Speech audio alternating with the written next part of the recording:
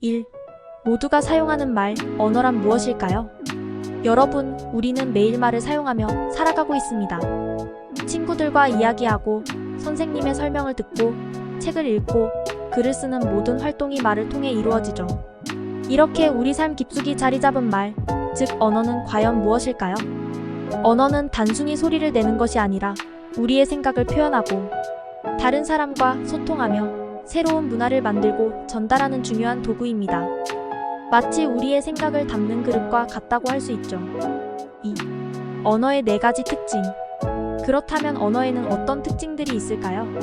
언어는 크게 4가지 중요한 특징을 가지고 있습니다.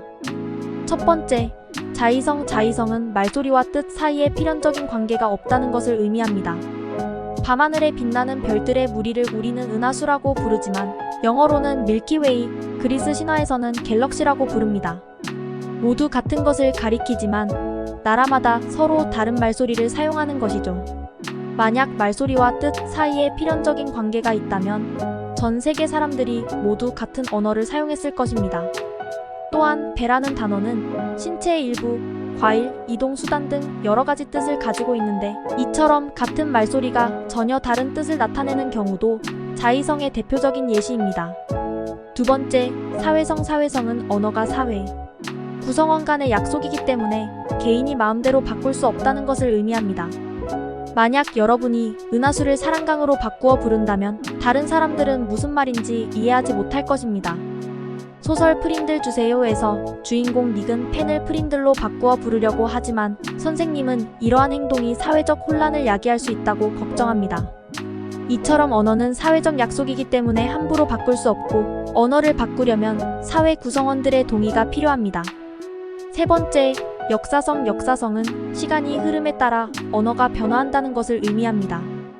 과거에 사용되던 온백, 즈문청과 같은 단어들은 사라졌고 어리다는 어리석다에서 나이가 적다는 의미로 어여쁘다는 불쌍하다에서 예쁘다는 의미로 바뀌었습니다.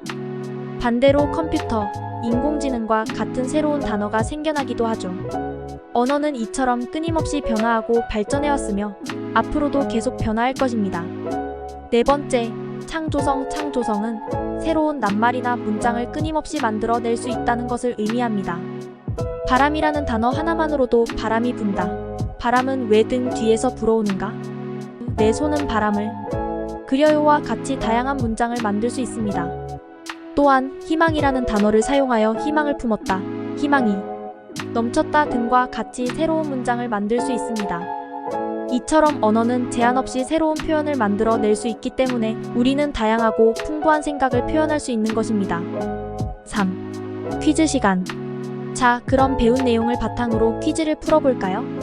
문제 다음 중 언어의 자의성을 보여주는 예시로 가장 적절한 것은 무엇일까요? 1. 옛날에는 놈이라는 단어가 남자를 일반적으로 이르는 말이었지만 지금은 남자를 낮추어 부르는 말로 사용된다. 2. 피자를 그림으로 표현하여 메시지를 보내도 친구가 그 뜻을 이해한다. 3. 책상이라는 단어는 책과 상이라는 두 단어가 합쳐져서 만들어진 것이다. 4. 하늘을 한국어로는 하늘, 영어로는 스카이, 프랑스어로는 실이라고 한다. 정답 4번. 해설 4번은 같은 대상을 지칭하는 말이 언어에 따라 다름을 보여주는 예시로 언어의 자의성을 나타냅니다. 1번은 언어의 역사성, 2번은 언어의 사회성, 3번은 단어 형성의 예시입니다. 4. 언어, 소중하게 사용해야 할 우리의 보물. 오늘 우리는 언어의 본질에 대해 배우면서 언어가 우리 삶에 얼마나 중요한 역할을 하는지 알아보았습니다. 언어는 단순히 소리나 기호가 아니라 우리의 생각과 감정을 표현하고 다른 사람과 소통하며 문화를 발전시키는 소중한 도구입니다. 앞으로 언어를 사용할 때 오늘 배운 내용을 떠올리며 바르고 아름답게 사용하도록 노력해봅시다.